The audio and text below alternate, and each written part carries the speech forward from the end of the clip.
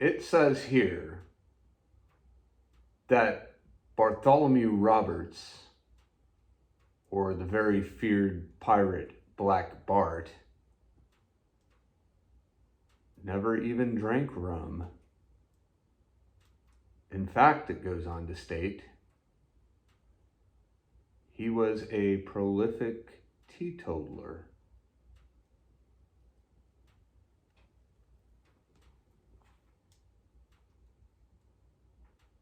My God. How can I trust anything that Black Bart says now?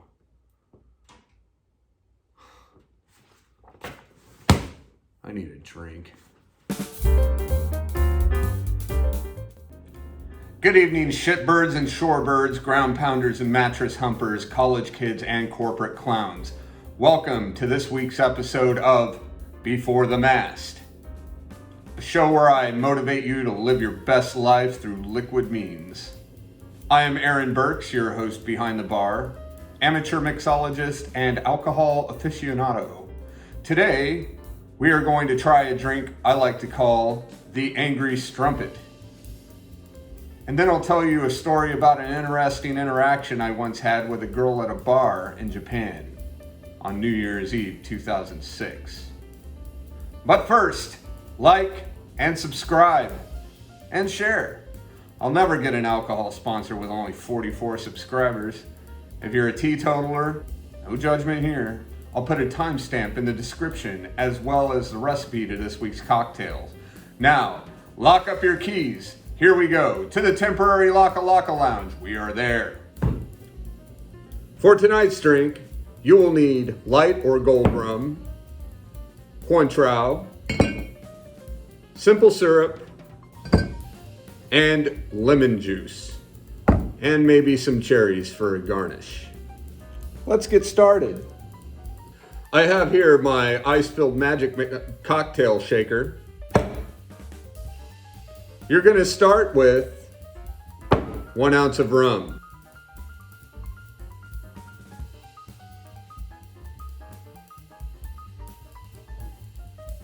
1 ounce of Cointreau,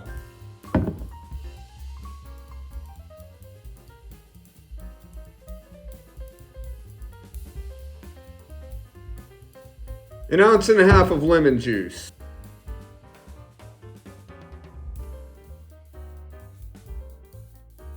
and 1/2 ounce of simple syrup.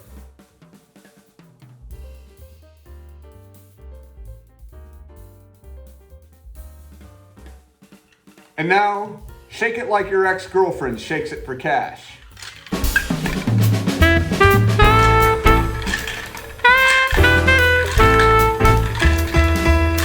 I think that's how I saw her do it the other night.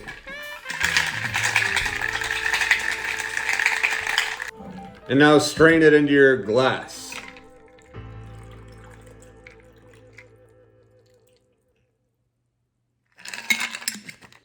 And if you wish, give it a cherry. Doesn't matter. The Angry Strumpet's gonna lose her cherry before the end of the night anyway. Come over here, sweetheart. Cheers.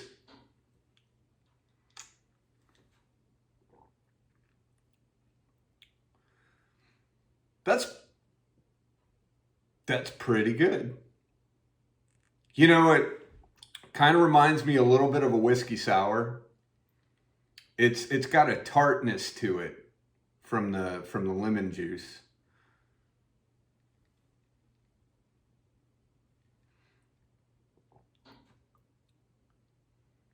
But it's also sweet. It's got like a sweet start and a tart finish. Tart, like a strumpet.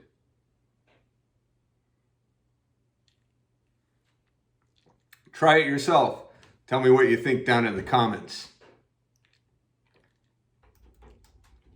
Speaking of Angry Strumpets, listen up kids, this ain't no shit. I had shore patrol on New Year's Eve 2006. I was given a detachment of 3 other poor bastards stuck being sober for the night. And we set out into the cold Yokosuka night to the Haunch, a magical place where sailors drink, eat, and well, do all the things that sailors do on shore.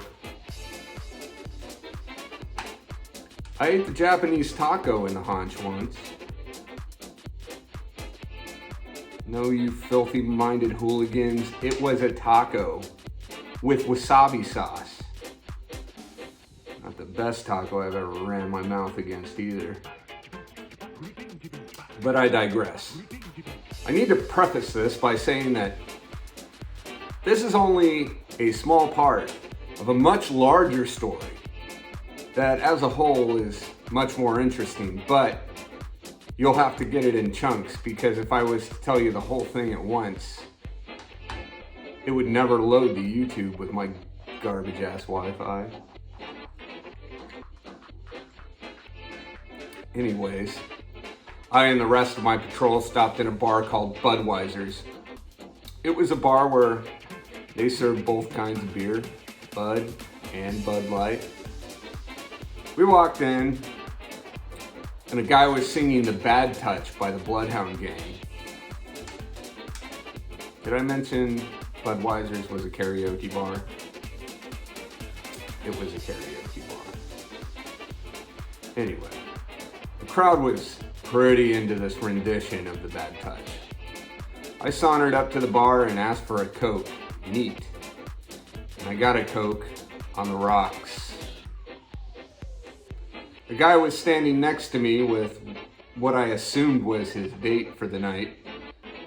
He looked at me up and down like I was Betty Grable. It's kind of uncomfortable. Then he looks me dead in the eyes and says, "Shore Patrol?" I'm like, "Yeah." He says, "That must suck." I'm like, "Yeah." He goes, "I wouldn't know." He says, "Oh?" He goes, "I'm an officer. We don't stand Shore Patrol." I locked eyes with his girlfriend, who was trying to avoid becoming part of this farce. She shrugged. I shrugged back. Then I looked at Mr. Officer in the eye, and I said, "You're not an officer. You're a dick." I looked at his hands. He had haze gray paint under his fingernails, and like 3 of his knuckles were busted. My guess, he was probably an E4, maybe an E5. If he was any higher than an E5, then he was probably a fuck up. He first looked alarmed, then he looked depressed, then he looked angry. "What ship are you on?"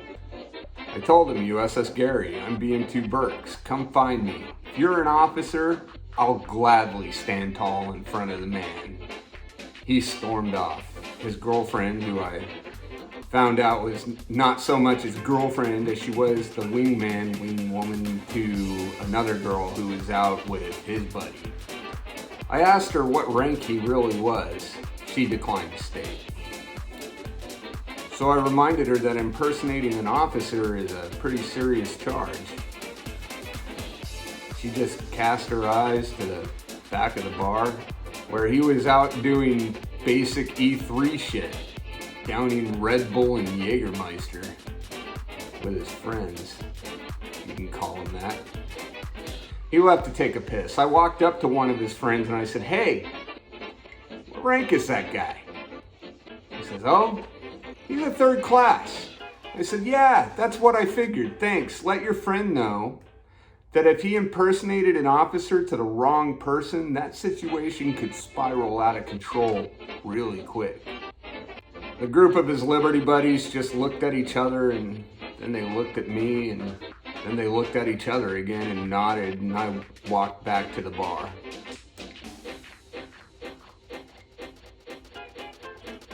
I leaned against the bar and watched all the debauchery unfold without me. Depressing. And that's when she appeared, the girl behind the bar. A Brazilian girl with a narrow midships and a large superstructure. She had jet black hair pulled into a ponytail, a gray plaid shirt that was tied in a knot high above her midriff, and low-slung jeans that let God and country know that she had red underwear. I don't know what to tell you, it was the style back then. She leaned over the bar, pushing all her assets towards me, and said, "Would you like a shot of tequila?" I said, "No thanks, I'm on duty." "I won't tell if you don't," she says. And I said, "No thanks, I appreciate it." She says, "We could go in the back." And this time she was really leaning into it and damn near whispering in my ear. Now, I'm always down for a good time. And I'm a little bit of a flirt sometimes. But duty is duty. And it's something I took pretty seriously. I also took my career pretty seriously. Got a lot of good that did. So I declined her offer again. And she looked around and leaned in even closer. Now her boobs look like two balloons smashed between boards. Like if I had a needle, I could just pop one of them and she'd fly away. She says, "Wanna fuck?" I said, "No thanks." It's not that she wasn't pretty, it's just that I don't want to walk out of Budweiser's with the Hep or the HIV or both. Skipping home to my family who, I actually care about. She looked disappointed, then disgusted. She walked off. I turned around to find that one of my fellow shore patrolmen were standing damn near on my foot. Had he been any closer, he would have been in my peacoat with me. "Should have taken a rain check," he said. And that, ladies and gentlemen, was the brush I had with an Angry Strumpet. Now I'm going to send you out to Boats in the Field. By the way, I told you where I was last week, but I didn't tell you why I was. I am currently the Bureau of Land Management's Artist in Residence, King Range National Conservation Area. So I'm traipsing about the wilderness, drawing and painting my little heart out. I hiked King Peak. It was a 5.2 mile hike with a change in elevation of almost 1,900 feet. I was mentally prepared, less so physically prepared, but I did it anyway because someone close to me said that I probably couldn't. Well, that's like telling a frat boy, "Go balls." Let's check in and see how that went. Cheers.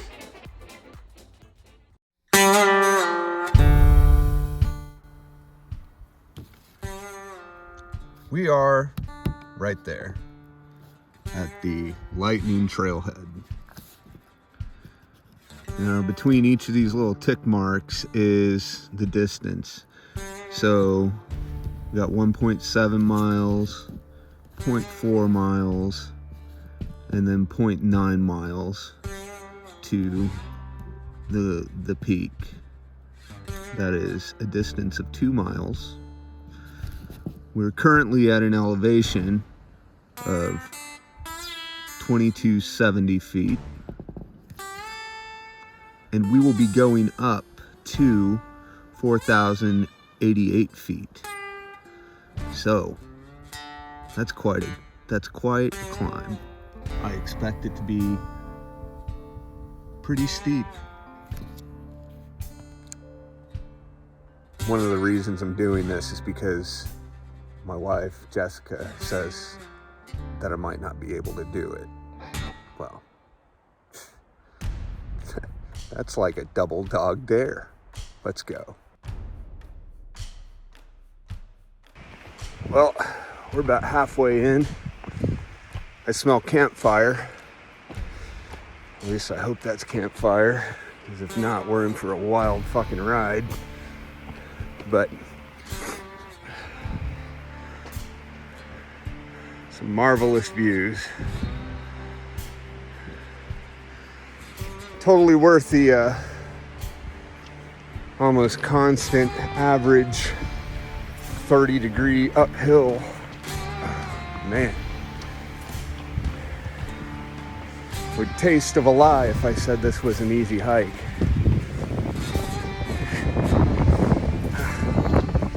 keep going. I want to see what that is down there. So I'm going to do what any good soldier would do. Let's consult the map. Alright, here's our trail.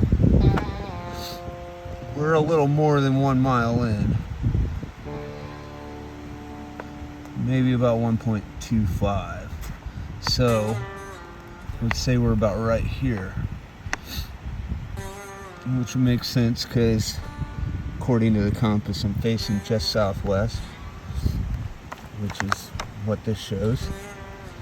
And to the north, that makes that out there Honeydew, a tiny little town, but it's got a gas station. Bob Saget. It's got a gas station where gas is $5.50 a gallon. But at least now we know that is Honeydew, and we are here facing that way. Well, I think I'm finally reaching the sunward and also the windward side of the mountain, which is a little chilly. Hopefully I'll be able to see some ocean soon. Let's keep going. So I'm almost there. So close I can taste it. That's where we came from, way down there. And that's where we're going. That is King Peak. Final push. All right, I got a cool one for you. That way out there, that is Mount Shasta. We're ready. That's pretty far away. So up here, you can see forever.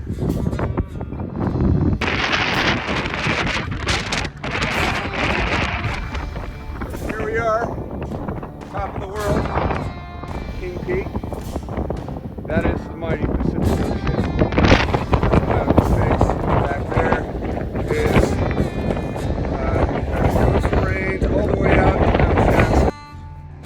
I'm out here bushwhacking. Might as well pretend I'm Bear Grylls.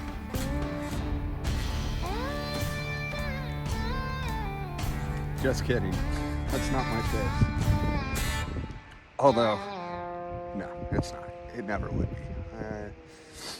Okay, so this beverage.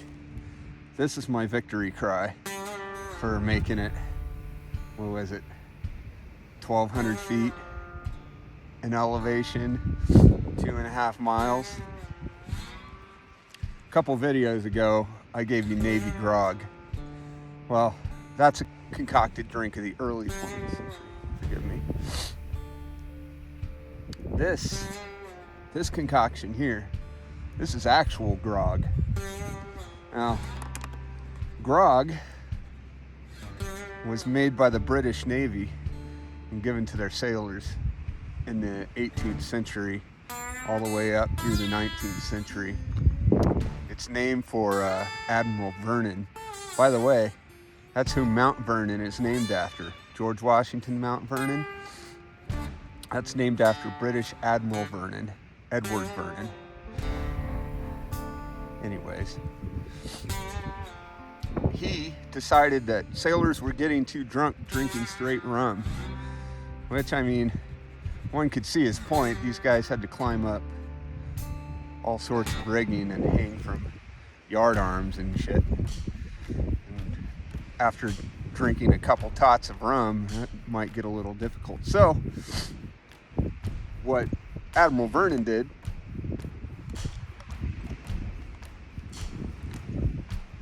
was he had to mix the rum with water, lime, and a little bit of sugar. So this is 2 shots of rum, 6 shots of water, 1.5 shots of lime juice, and 1 shot of simple syrup. It's all right. You know, they gave this to me in the Navy, I wouldn't complain.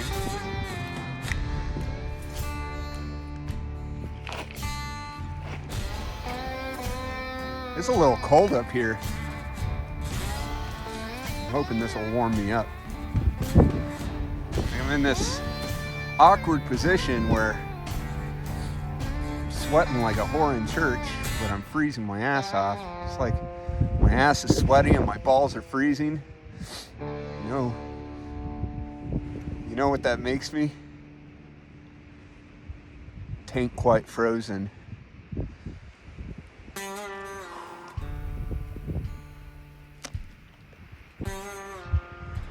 Well, I made it back to the car. Oh, that was a hike, let me tell you. According to my watch, I traveled 5.2 miles. And according to the map, went up like 1,200 feet. I'd have to look at it again, I don't remember. But, wow. Let's see, I started at 1:30. It is now 5:30. It's been about 45 minutes at the top. So, all in all, I did it in about 2 hours and 15 minutes. Not bad for an old, decrepit, disabled, salty asshole. Works out. What shall we do with the drunken sailor? What shall we do with the drunken sailor? What shall we do with the drunken sailor? Early in the morning, way hey and up she rises, way hey and up she rises, way hey and up she rises, early in the morning. Putting it along, put it till he's sober. There's that cherry. Putting it along, put it till he's sober, early in the morning, way hey.